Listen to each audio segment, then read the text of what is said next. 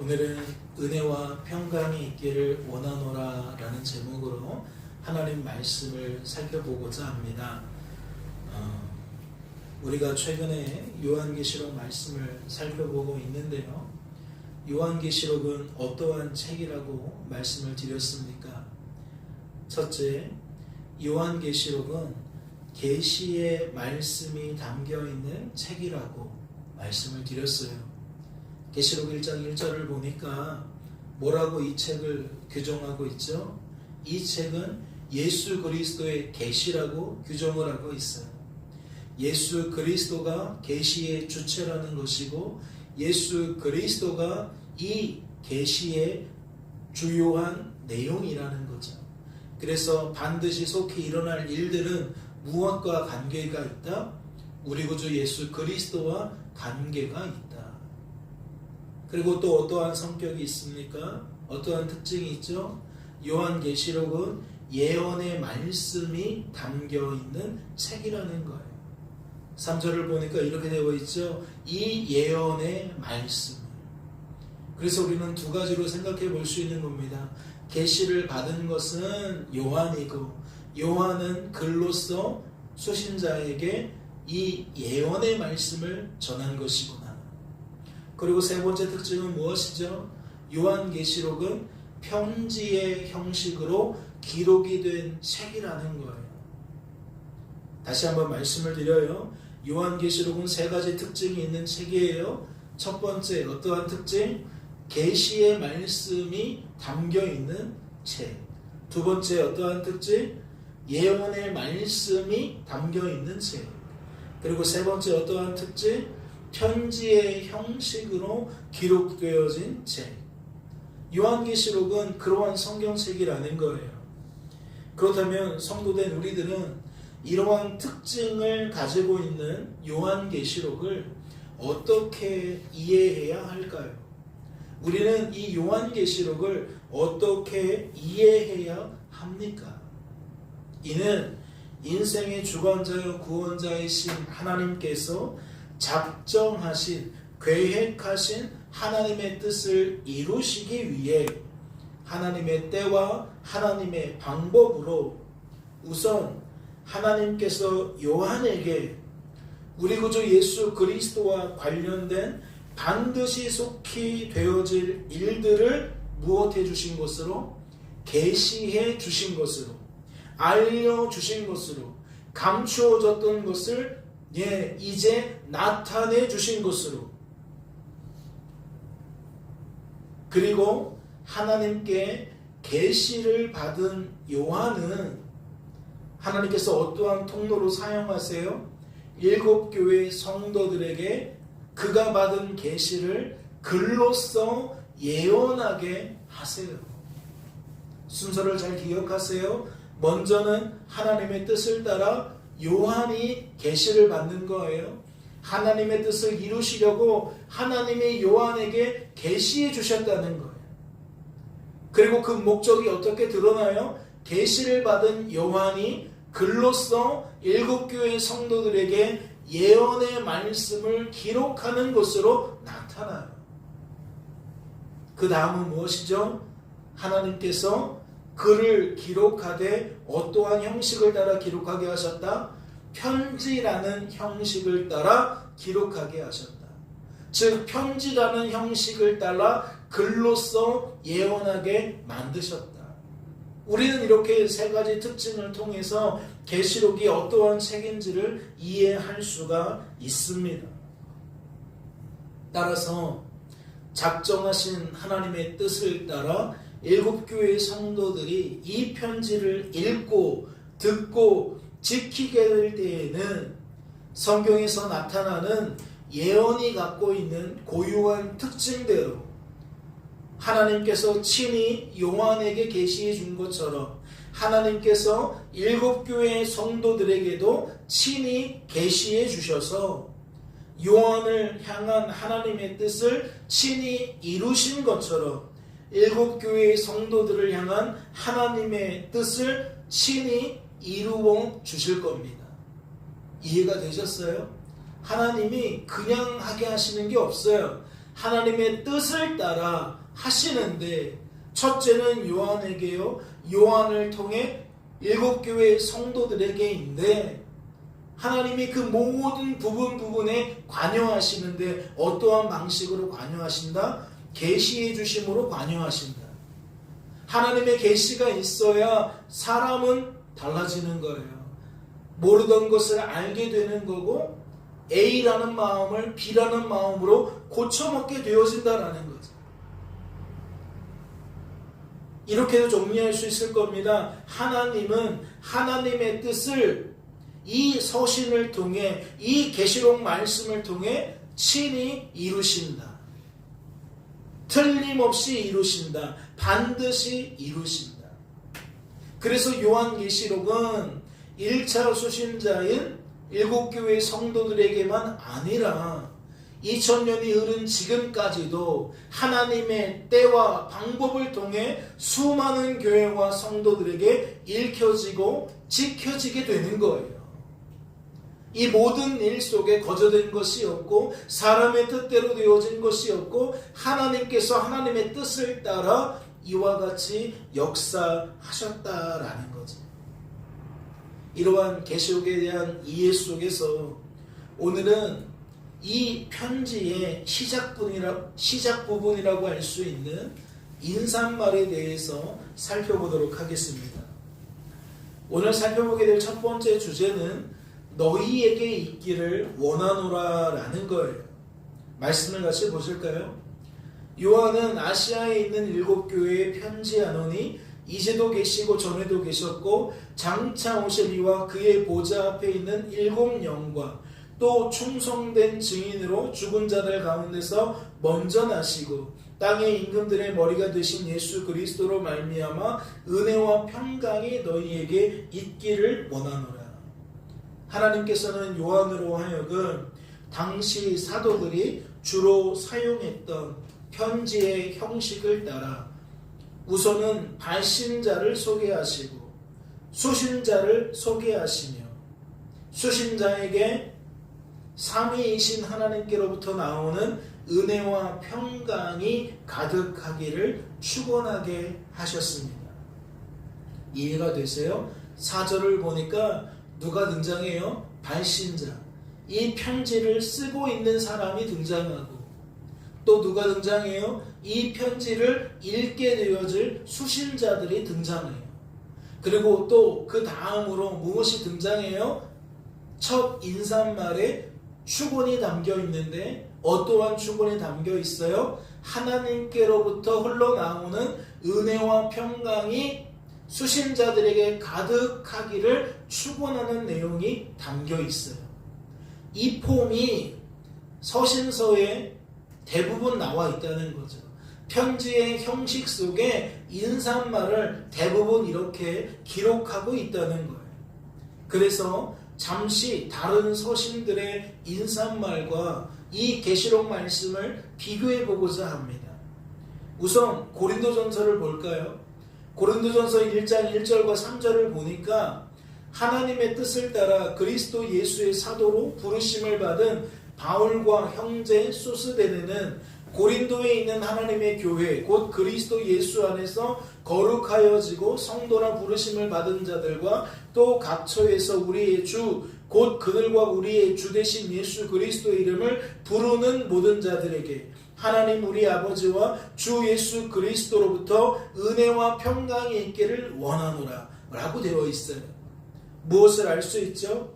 요한계시록처럼 발신자가 수신자가 소개되어지고 그 수신자를 향해 삼위이신 하나님께로부터 말미암는 은혜와 평강이 있기를 축원하는 내용이 기록되어 있음을 알 수 있어요.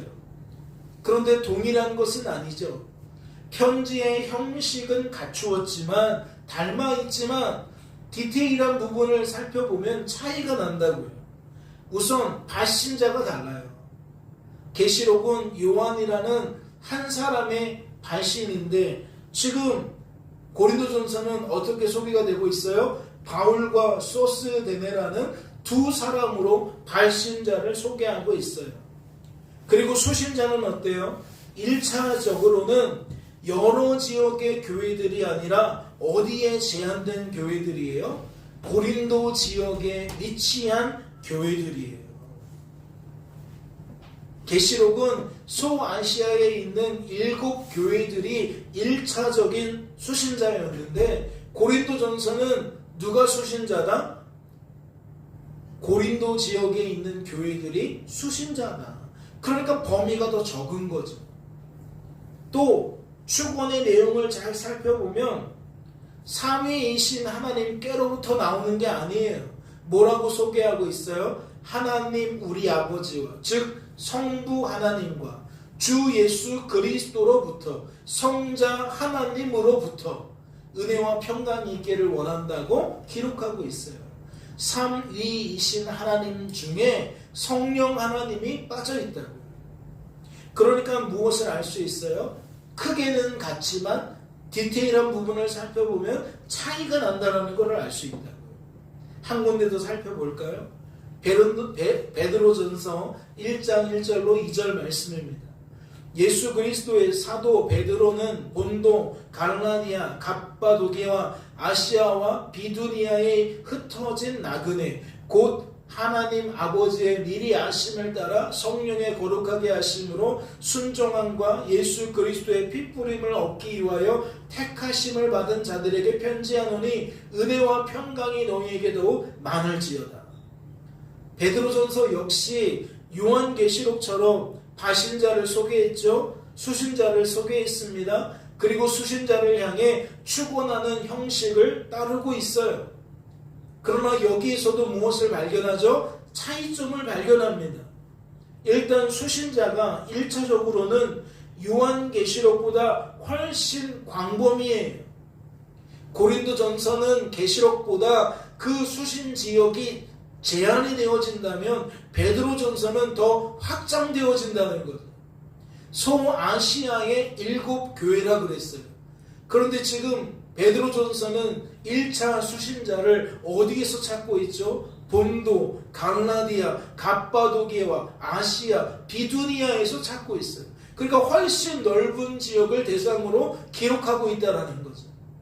그리고 또 어떠한 특징이 있어요? 삼위 하나님을 여기서 언급을 해요. 성부 하나님과 성자 하나님과 성령 하나님, 그 삼위이신 하나님을 동일하게 언급을 해요. 닮아 있어요. 그런데 방식을 보세요. 누구를 설명할 때는 소개하는데 정작 축원할 때는 설명하지 않아요. 이 글은 여러 지역에 흩어져 있는 성도들, 택하심을 받은 자들을 위한 서신이다 라고 수신자를 설명할 때에는 삼위 하나님을 거론하면서 정작 은혜와 평강이 너희에게 더욱 많을지어다 라고 표현할 때에는 삼위이신 하나님께로부터 나오는 그 내용이 삭제되고 있어요. 생략되고 있어요. 사랑하는 성도 여러분, 그렇다면 성도된 우리들은 이러한 차이점들을 통해, 이러한 다른 점들을 통해 무엇을 깨달을 수가 있는 겁니까? 하나님께서 발신자에게 계시하사 수신자에게 글로써 예언하게 하신 내용이 무엇이냐에 따라서 크게는 편지의 형식을 따르지만 세부적인 표현 방법은 달라질 수 있다는 거예요. 아니, 달라진다는 거예요. 즉, 그 편지의 내용에 따라서 다 달라진다는 거죠. 큰 형태로는 동일하지만 작은 부분들은 다 달라진다는 거예요. 그렇다면 우리가 지금 살펴보고 있는 이 계시록 4장 1장 4절로 5절에 소개된 인사말은 어떻게 이해하면 좋죠? 그냥 막연하게 편지의 형식을 따라서 기록된 것이다 라고 받을 것이 아니라 하나님께서 이와 같이 하신 까닭이 있는 것으로 우리는 받아야 될 겁니다.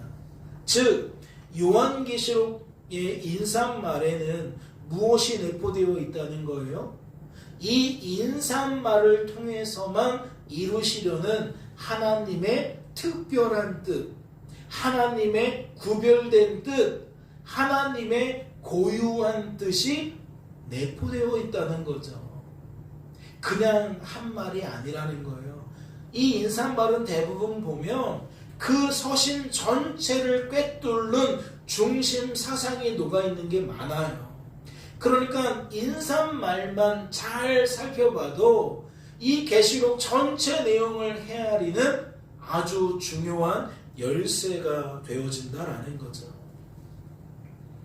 그렇다면 지금부터는 이 인사말에 대해서 조금 더 깊이 생각해 보겠습니다. 하나님께서 이 말씀을 통해 이미 하신 일은 무엇일까요? 그리고 장차 하시려는 일은 무엇일까요? 저는 그 내용이 삼위이신 하나님께로부터 나오는 은혜와 평강과 무관하지 않다고 생각합니다. 즉 누군가에게는 이미 삼위이신 하나님께로부터 나오는 은혜와 평강을 가득하게 만드셨다는 것이고, 누군가에게는 장차 앞으로 삼위이신 하나님께로부터 나오는 은혜와 평강을 가득하게 만드실 거라는 그러한 하나님의 비전이, 하나님의 뜻이, 계획이 이 인사말에 담겨 있다라는 거죠. 그렇다면 생각해 보세요. 이미 누리게 된 사람은 누구일까요? 삼위이신 하나님께로부터 나오는 은혜와 평강을 먼저 누릴 수 있었던 사람이 과연 누구겠냐고요? 당연히 이 글을 기록하고 있는 요한이겠죠. 발신자인 요한은 계시를 받을 때에 이와 같은 은혜와 평강을 누리고 있는 상태가 되었다라는 거예요. 그렇다면 또 묻지 않을 수 없죠. 장차 누리게 될 사람은 누구일까요? 삼위이신 하나님께로부터 나오는 은혜와 평강을 앞으로 누리게 될 사람 누구겠냐고요? 당연히 이 글의 수신자인 7교회 성도들이겠죠. 이해가 되세요? 하나님께서는 요한으로 하여금 이 말씀을 기록하게 하실 때에 이미 그 속에 계시와 더불어 무엇도 함께 넣어주셨다는 거예요. 은혜와 평강도 함께 넣어주셨다는 거예요. 그래서 하나님께로부터 누리게 되는 그 은혜와 평강이 무엇인지 맛보게 하셨다는 거죠. 그래서 생동감 있게 글로써 예언을 적어가는데 어떠한 바람을 갖고 적어가는 거예요? 하나님께서 이 글의 수신자들에게도 동일하게 은혜와 평강을 부어주시겠구나. 저들이 이 계시록 말씀을 읽을 때에 하나님께서 삼위이신 하나님께로부터 흘러나오는 그 은혜와 평강을 저들에게 부어주시겠구나. 그러한 비전을 가지고 그러한 뜻을 품고 이 말씀을 기록하게 되는 거죠. 그렇다면 지금부터는 그 은혜와 평강이 구체적으로 무엇일지 같이 한번 살펴보도록 하겠습니다. 오늘 살펴보게 될 두 번째 주제는 이제도 계시고 전에도 계셨고 장차 오실 이라는 거예요. 말씀을 보세요. 4절 말씀을 보니까 요한은 아시아에 있는 7교회에 편지하노니 이제도 계시고 전에도 계셨고 장차 오실 이라고 표현을 하는데, 이제도 계시고 전에도 계셨고 장차 오실 이가 누구를 계시한 내용이죠? 성부 하나님을 계시한 내용인 거예요. 즉 성부 하나님께로부터 나오는 은혜와 평강이 무엇인지 이 자기 계시 속에 담겨 있다는 거죠. 생각해 보세요. 이제도 계셨다. 전에도 계셨다. 장차 오실 것이다. 이 말이 담고 있는 내용이 뭐예요? 하나님은 과거에도 계셨고 지금도 계시고 앞으로도 계실 거라는 거예요. 즉 하나님은 영원 전부터 영원까지 계시는 분이라는 거죠. 그래서 우리는 이러한 표현을 들어 하나님의 영원성을 소개한 것이다 라고 받아들여요. 하나님은 끝을 알 수 없는 과거부터 계셨고 지금도 계시고 끝을 알 수 없는 미래까지 계시는 분이다 라는 그 뜻이죠. 그런데 이 부분을 설명하는 대목에서 특이한 점이 발견되어집니다. 첫째는 일반적인 시간의 흐름은 무엇을 따르죠? 과거와 현재와 미래라는 순서를 따릅니다. 그런데 요한은 지금 그 순서를 비틀고 있어요. 어떻게 비틀고 있죠? 현재와 과거와 미래의 순으로 비틀고 있어요. 그러니 생각해보지 않을 수가 없잖아요. 왜일까요? 사도 요한은 왜 이렇게 순서를 비틀었을까요? 이렇게 한 그의 의도가 과연 무엇이겠냐는 겁니다. 이는 다른 게 아니라 무엇을 강조하고 싶은 거예요? 영원 전부터 영원까지 계실 그 하나님이 지금도 계신다는 거겠죠. 즉 지금이라는 시간을 강조하고 싶은 거예요. 과거의 그 하나님 지금도 계셔. 미래에도 계실 그 하나님 지금도 계신다고. 즉 수신자들에게 지금 살아서 역사하시는 하나님을 강조하고 싶어서 이렇게 순서를 뒤틀었다는 거예요. 그리고 미래에도 계시는 하나님에 대한 일반적인 표현은 이후에도 계실 분이라는 거예요. 그런데 요한은 이후에도 계실 분으로 표현하지 않고 어떻게 표현했죠? 장차 오실 분으로 표현을 했어요. 그러니 이 또한 생각해보지 않을 수 없잖아요. 그 까닭이 무엇일까요? 그는 무엇 때문에 이렇게 표현했을까요?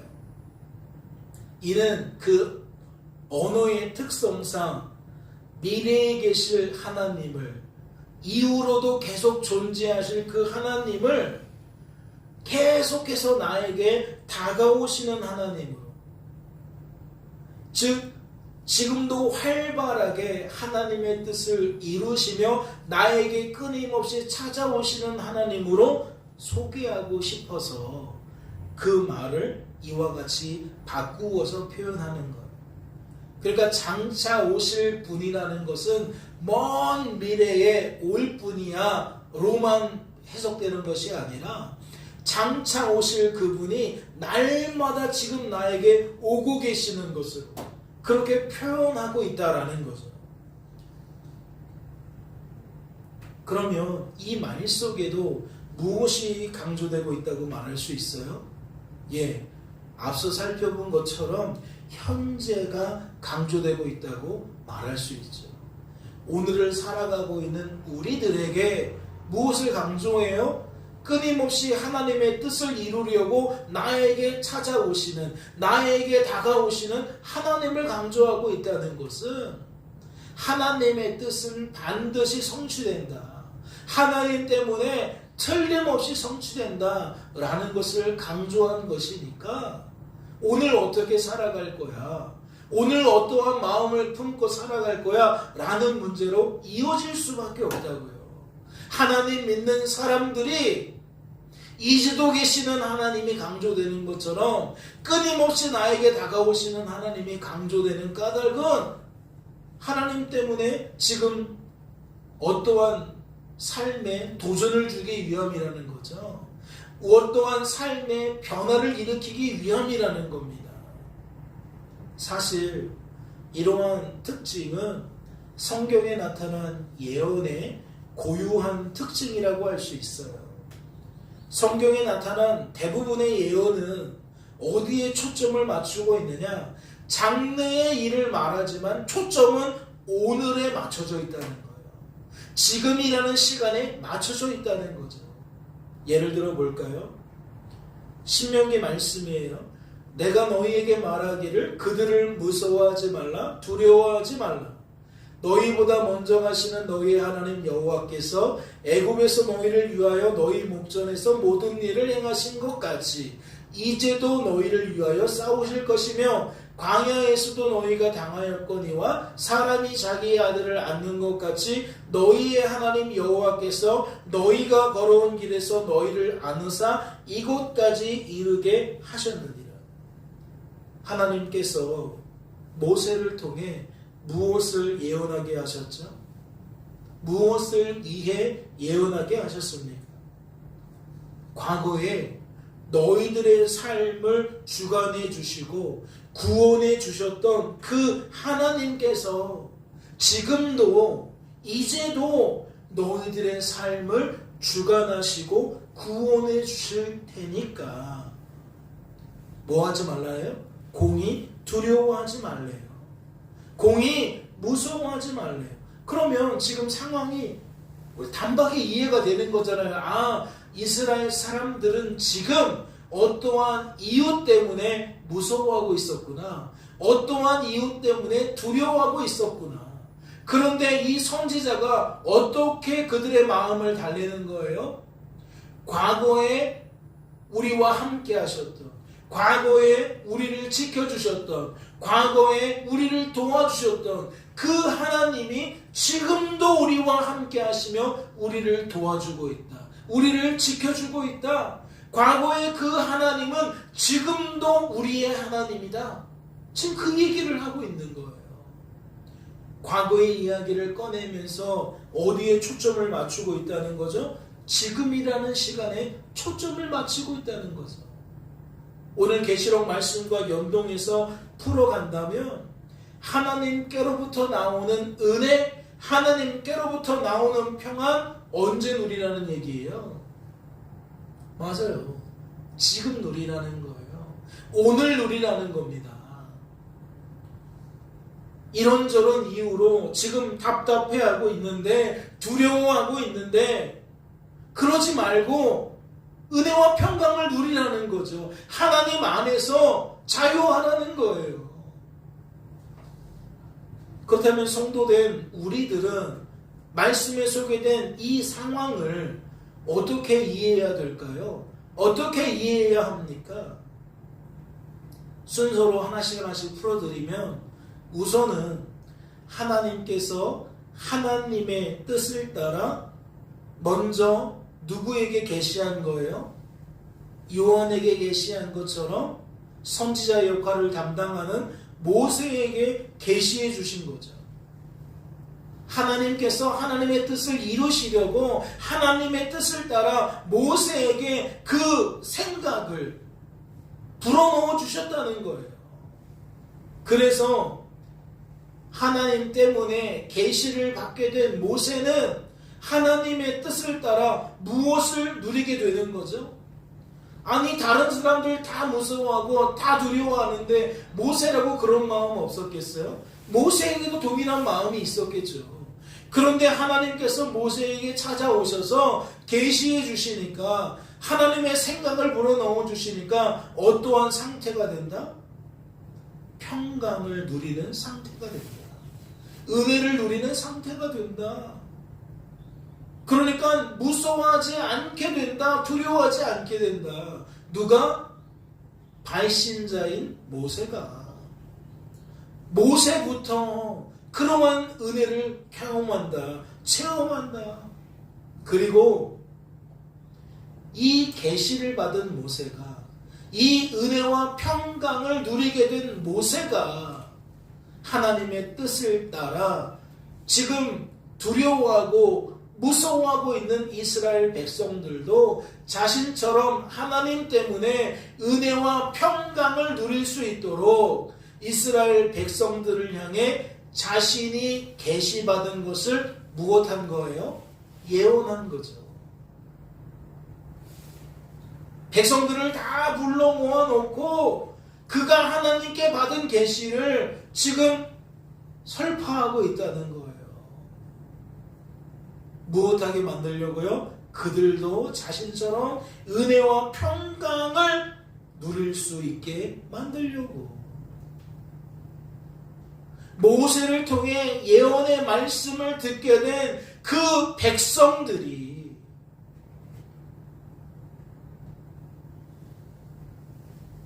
하나님의 도우심으로, 즉 하나님께서 그들에게도 계시해 주심으로 무엇하게 된다? 모세처럼 그들도 은혜와 평강을 누리게 된다. 그러니까 계시를 받는다는 것과 은혜를 받는다는 것이 꼭 구분할 필요가 없는 거예요. 그리고 계시받고 은혜 받은 상태가 평안이니까 이것도 크게 구분할 수가 없는 거예요. 하나님께서 하나님의 뜻을 따라 이와 같이 일하신다라는 거죠. 수신자에게 먼저 일하시고 다신자에게 또한 일하셔서 하나님의 뜻이 수신자를 통해서도 이루어지고 다신자를 통해서도 이루어지게 하는 그러한 하나님이라는 거예요. 과연 우리가 이렇게 이해해도 되는 것인지 말씀을 추가적으로 살펴보도록 하겠습니다. 말씀을 보세요. 우리는 앞에서 계시를 받았다 라고만 설명을 드렸는데 8절을 보니까 요한이 자기가 받은 계시를 어떻게 표현하고 있죠? 주 하나님이 이르시되, 하나님이 자기에게 말씀하셨다는 거예요. 하나님이 자기에게 알려주셨다는 거예요. 뭐라고? 나는 알파와 오메가다. 처음이고 나중이다. 이제도 있고 전에도 있었고 장차 올 자요 전능한 자다. 하나님이 스스로 자기 자신을 이렇게 계시해 주셨다는 거예요. 그런데 재밌는 게 있어요. 하나님의 계시가 어떠한 순서로 되어져 있죠? 이제도 있고 전에도 있고 장차 올 거. 과거가 아니라 현재가 앞에 나와 있고 그 다음에 과거와 미래예요. 그러니까 4절에 나타난 요한의 예언의 말씀은 뭐예요? 임의로 한 게 아니고 독자적으로 한 것이 아니고 하나님께서 그에게 계시해 준 그대로라는 거예요. 현재와 과거와 미래를 따르게 된 것은 하나님께서 주신 그 계시 그대로라는 거죠.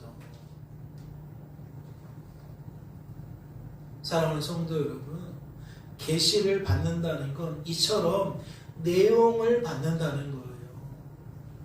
생각적으로 받는다는 얘기인데, 깨닫게 되어진다는 얘기인데, 그것이 언어적으로도 들려질 수 있고 무시로 깨달아지는 것으로도 나타날 수 있어요. 그런데 중요한 건 뭐예요? 하나님의 뜻으로 나의 생각이 채워진다는 거예요. 그렇다면 생각해보지 않을 수 없죠. 생각이 하나님과 교통하게 된다는 건데, 생각이 교통하게 되어지면 어떠한 것도 자연스럽게 반응할 수밖에 없나요? 생각의 변화는 감정과 의지의 변화로 나타날 수밖에 없죠. 즉 마음의 변화로 나타날 수밖에 없다고요. 그러면 이제 우리는 무엇을 살펴야 돼요? 생각을 변화시킬 때에 하나님이 어떠한 마음을 주셨을지를 살펴야겠죠. 하나님이 계시받은 요한의 마음을 어떻게 변화시켜 주셨을까를 우리는 살펴보아야 한다는 겁니다. 이를 위해 성경을 조금 살펴볼 건데, 첫 번째는 출애굽기 3장 말씀이에요. 하나님이 모세에게 이르시되 나는 스스로 있는 자니라. 또 이르시되 너는 이스라엘 자손에게 이같이 이르기를 스스로 있는 자가 나를 너희에게 보내셨다 하라. 하나님이 또 모세에게 이르시되 너는 이스라엘 자손에게 이같이 말하기를 너희 조상의 하나님 여호와 곧 아브라함의 하나님, 이삭의 하나님, 야곱의 하나님께서 나를 너희에게 보내셨다 하라. 이는 나의 영원한 이름이요 대대로 기록할 나의 칭언이라.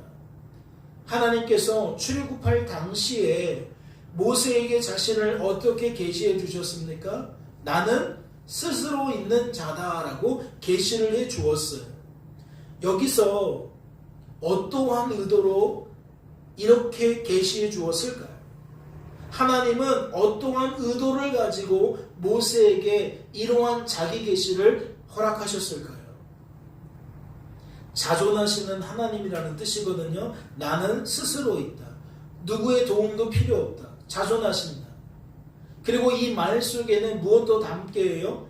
영원전부터 영원까지 나는 자존하는 존재다. 그리고 전능하신 하나님이다. 지금 그 얘기가 나는 스스로 있는 자라는 표현 속에 담겨 있다고요. 그런데 그 내용 구조를 쭉 살펴보니까 어떠한 패턴을 따르고 있죠? 과거에 너희 조상인 아브라함과 이삭과 야곱의 삶을 주관하시고 구원하셨던 그 하나님께서 이제는 애굽에서 고통을 받고 있는 너희들의 삶도 주관하고 구원할 것이다 라는 내용인 거예요. 지금 1차적으로 하나님께서 모세라는 발신자에게 먼저 계시받는 그 발신자에게 이러한 내용을 넣어주셨다는 거죠. 내가 과거에 너희 조상들에게 한 것처럼 지금 너희 민족에게도 해줄게. 지금 그 내용을 메시지를 넣어준 거예요. 무엇을 위해서? 이 발신자가 이 수신자들에게 이 내용을 예언하도록 만드시려고. 즉 지금 애굽에서 종살이하며 고통당하고 있는 이스라엘 백성들에게 모세가 찾아가서 이 내용을 전달하도록, 그들에게 예언해 주도록 만들려고 하나님이 모세에게 먼저 이와 같이 하셨다는 거죠. 패턴이 되게 비슷하지 않아요? 따라서 출애굽 사건을 연상시키는 표현인 거예요. 이제도 계시고 전에도 계셨고 장차 오실 분이다. 나는 스스로 있는 자다. 영원 전부터 영원까지 있는 자다. 그러면 이 말씀 자체에 어떠한 내용이 담겨 있는 거예요? 과거에 너희 조상을 지켜주셨던 그 하나님, 과거에 너희 조상들을 출애굽하게 만들어주셨던 하나님, 이제 너희들을 로마의 손에서 구출해 줄 것이다.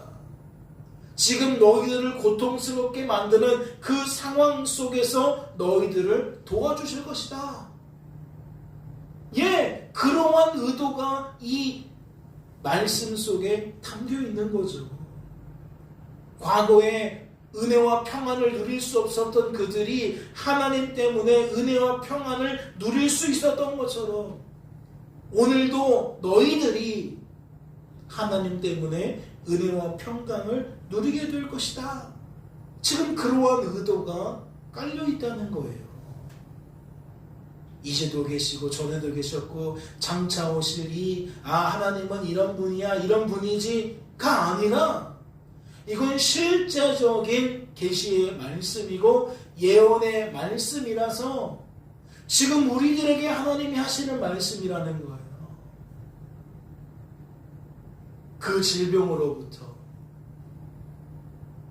그 대인관계의 어려움으로부터, 그 진학의 고민으로부터 내가 너를 지켜줄게. 내가 너를 회복시켜줄게. 내가 너에게 담대한 마음을 줄게. 내가 너에게 평안한 마음을 줄게. 그런데 무엇을 통해서요? 내가 너의 삶을 책임져 주는 분이라는 것을 통해 내가 너를 하나님의 뜻을 따라 구원해 주신다는 뜻을 통해. 그러니까 맥락 없이 도와준다는 얘기가 아니라 하나님이 어떠한 분이신지 어떠한 일을 행하시는 분인지를 각 사람에게 계시해 줌으로써 그 사람이 그 하나님의 손길을 경험하게 하신다는 거예요. 그래서 내면으로부터 회복시키신다는 거죠. 그리고 그의 삶을 바꾸신다는 거예요. 또 이사야 말씀을 통해서도 발견할 수 있는데 이 일을 누가 행하였느냐, 누가 이루었느냐, 누가 처음부터 만대를 불러내었느냐, 나 여호와라, 처음에도 나여 나중 있을 자에게도 내가 곧 그니라. 똑같은 패턴이 나오죠. 이사야의 말씀에서도 무엇이 나와요? 처음이요 나중이신 하나님. 알파와 오메가이신 하나님을 말하는 거예요. 계시록에서 말했던 그 하나님, 조금 전에 살펴보았던 스스로 있는 자라는 그 하나님, 그 하나님이 끊임없이 선지자를 통해서 하나님 믿는 성도들에게 계시되고 있다고요. 무엇을 위해서? 9절과 10절을 보세요. 내가 땅 끝에서부터 너를 붙들며 땅 모퉁이에서부터 너를 부르고 내게 이르기를 너는 나의 종이라 내가 너를 택하고 싫어하여 버리지 아니하였다 하였노라. 두려워하지 말라. 내가 너와 함께함이라. 놀라지 말라. 나는 네 하나님이 됨이라. 내가 너를 굳세게 하리라. 참으로 너를 도와주리라. 참으로 나의 의로운 오른손으로 너를 붙들리라. 말씀 속에서 무엇을 발견하십니까? 출애굽기 말씀과 계시의 목적이 동일하다는 것을 발견하십니까? 결국 이런 얘기예요. 하나님 때문에 안심해. 하나님 때문에 두려워하지 마. 지금 그런 얘기라고요. 그럼 반대로 지금 수신자의 상태는 어떠한 거예요? 굉장히 불안한 거죠. 굉장히 답답한 거죠. 우리가 몸이 아프면 두렵고 불안하죠. 대인관계에 막힘이 있으면 불안하고 두렵죠. 알 수 없는 미래, 진학, 취업, 출산, 그렇게 내가 경험해보지 않은 또 다른 세계를 경험하게 될 때 우리는 두렵고 무섭죠. 그런데 지금 그 상황인 거예요. 지금 이사야 선지자의 글을 읽는 그 수신자의 상태도 우리가 생각하는 그것과 다르지 않은 상태라고요. 그런데 선지자를 통해서 하나님이 뭐 하시는 거예요? 하나님의 뜻을 이루시려고 하는 거예요. 어떠한 하나님의 뜻? 수신자들이 이 글을 읽고 계시를 받아서 은혜와 평강을 누릴 수 있게 만드시려고, 즉 안심할 수 있도록 만드시려고, 두려워하지 않도록 만드시려고, 지금 그 일을 행하시려고 이런 일들을 행하시는 거예요. 나는 처음이요 나중이다. 알파와 오메가다. 이제도 계시고 과거에도 계셨고 장차 오시리다. 지금 그렇게 하나님을 자기 계시를 한다는 거죠. 오늘 우리들에게도 말씀을 통해 하나님은 끊임없이 나는 이런 존재다, 나는 이런 일을 하는 존재다, 그렇게 지금 말씀해주고 계시는 까닭은 다른 게 아니에요. 그 하나님이 필요한 우리들에게 지금 그 말씀을 들려주심으로써 뭐하고 계시는 거예요? 우리 속에 평안을 이루어가고 계시는 거예요. 우리의 몸을 고쳐주고 계시는 거예요. 우리의 상황을 변화시켜주고 계시는 거예요. 나 혼자는 답답해요. 나 혼자는 힘들어요. 머리가 깨질 듯 아파요. 숨을 못 쉬도록 가슴이 조용해요. 모든 일에 무기력해지고 짜증이 나요. 그런데 하나님이 찾아오셔서 말씀으로 이와 같이 자기 계시를 하시고 계획된 은혜와 평안을 불어넣어 주심으로써 숨을 쉬게 만든다고요. 성도가 하나님 때문에 숨을 쉬게 만든다고요. 이렇게 정리할 수가 있겠죠. 영존하시고 자존하시며 전능하신 그 하나님께서 지금 우리들과 함께하고 계신다는 것과 그 하나님이 우리들의 걸음을 지금도 인도하시고 보호하신다는 것을 성도된 우리들에게 계시해 주셔서 계시를 받게 된 성도가 하나님의 뜻을 따라 하나님께로부터 나오는 은혜와 평강을 누리게 하신다. 이해가 되셨어요? 말씀을 통해서 날마다 하나님이 우리 속에서 어떠한 일들을 행하고 계시는지 이해가 되셨습니까? 혹 말씀을 듣는 지금 이 시간 생각이 달라지고 마음이 달라지는 변화를 경험하신 성도님이 계십니까? 하나님이 하신 일이에요. 이제 말씀을 정리하고 마치고자 합니다. 여러분, 영존하시고 자존하시며 전능하신 하나님께로부터 나오는 이 계시가 누구에게 계시되겠습니까?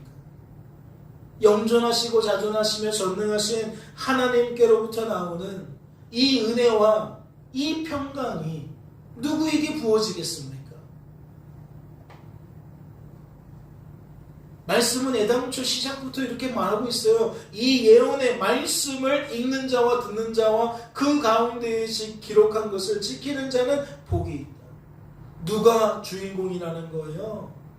하나님 말씀을 가까이 하는 자들, 하나님 때문에 하나님 말씀을 전하는 자들, 하나님 말씀을 듣는 자들, 하나님의 말씀대로 순종하는 자들.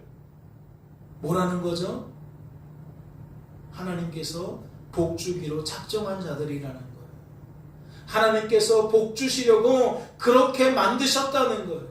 그러면 그 복이 무엇인 거죠? 아, 하나님께 계시받는 거구나. 아, 하나님께 은혜와 평강을 받는 거구나 라고 받을 수가 있는 거죠. 따라서 오늘도 그 주인공이 바로 저와 여러분이라고 생각합니다. 오늘 하나님을 예배하며 하나님 말씀을 읽고 듣게 된 저와 여러분이 바로 그 주인공이라고 생각해요. 여러분, 주어진 삶 속에 고난이 있습니까? 장차받을 고난을 두려워하지 말자고 표어로 삼았습니다. 왜요? 하나님의 뜻을 보니까 우리는 2026년에도 안 아플 수 없어요. 2026년에도 물질 때문에 울지 않을 수가 없어요. 2026년에도 대인관계 속에서 우리는 우리의 감정을 주체하지 못할 수 있다고요. 이러한 저러한 일들로 우리는 끊임없이 아파하고 상처받을 수 있다는 거죠. 그런데 오늘 말씀을 보니까 어떠한 확신이 생깁니까? 아, 우리에게 고난이 있는 것도 분명한 사실이지만 그 고난 속에서 우리를 붙들어 주시는 하나님도 확실한 거구나. 그걸 깨달을 수가 있는 거예요.